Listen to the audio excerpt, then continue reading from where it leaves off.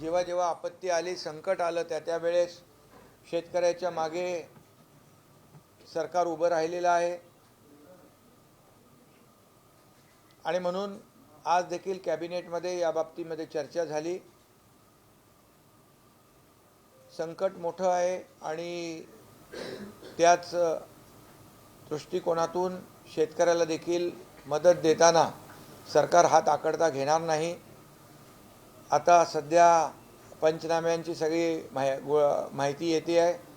जवळपास 60 लाख हेक्टर जमिनीचं पिकांचं नुकसान झालेलं आहे असा आकडा आतापर्यंत आलेला आहे। आणि पुढच्या 2-3 दिवसामध्ये संपूर्ण नुकसानीचं प्रमाण आणि आकडे येतील। पण एकंदरीत सर्वांचीच आमची भावना आहे की शेतकऱ्याला मदत करताना अटी शर्ती नियम बाजूला ठेवून शेतकऱ्याच्या मागं उभं राहिलं पाहिजे। आणि जेव्हा जेव्हा अशी मोठी अतिवृष्टी होते, मोठं संकट येतं, त्या वेळेस सरकारने मदत करणं हे आमचं सरकारची जबाबदारी आहे, कर्तव्य आहे।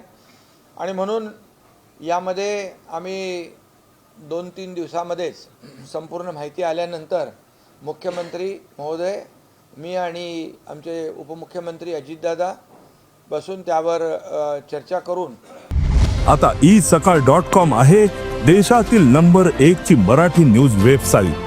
प्रत्येक अपडेटसाठी isakal.com ला नक्की भेट द्या।